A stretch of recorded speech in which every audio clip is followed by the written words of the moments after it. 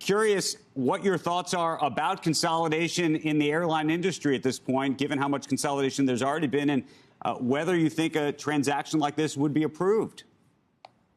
Well, can't weigh in, obviously, on DOJ's process of approval. What I will say is that as they undertake that process, we'll make sure to inform it with all of the technical support we can from my department. Look, the most important thing is to make sure that the American people are served well by a healthy airline sector. And part of a healthy airline sector, part of any healthy sector in our economy, is healthy competition. That needs to be demonstrated, that this wouldn't have a negative effect on competition in order to meet those legal hurdles. We'll see how the process plays out.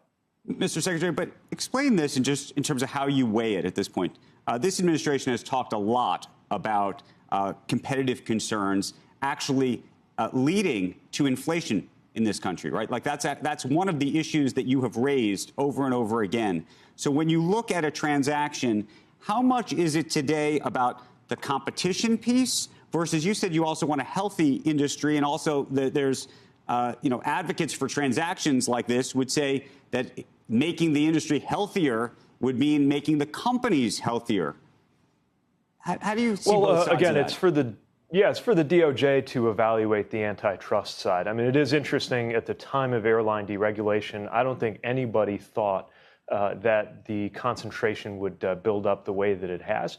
Where you draw the line is where the DOJ comes in. But also, my department has an energized consumer protection team and department. We've taken a lot of actions recently on things like refunds, and airlines that didn't come through with the refunds that they were required to offer to customers were held accountable. Right. So we're going to make sure, whatever the sectoral industry structure is in terms of how many companies you've got, we're going to do everything we can, first and foremost, of course, to make sure that air travel in this country is safe, and also to exercise all of our consumer protection authorities. I know you've been talking a lot about inflation. One place that there's been a ton of it is in the pricing of airfare.